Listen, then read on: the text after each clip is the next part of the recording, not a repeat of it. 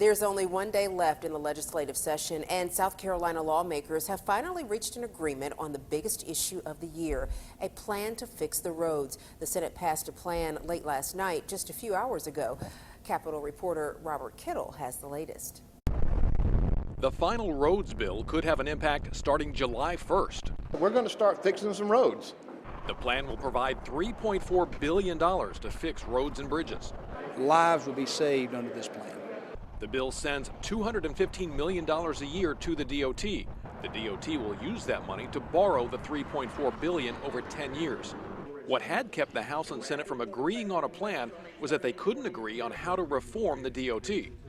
Right now, state lawmakers elect DOT commissioners based on congressional district. Critics say that means the commissioners then look out for their own areas instead of what's best for the entire state. This plan lets the governor appoint all 8 DOT commissioners with input from lawmakers and advice and consent of the Senate.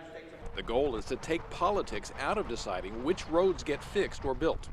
You don't have infighting within the DOT commission over jockeying for which road gets bumped up from, say, 3 to 1 or 10 to 2.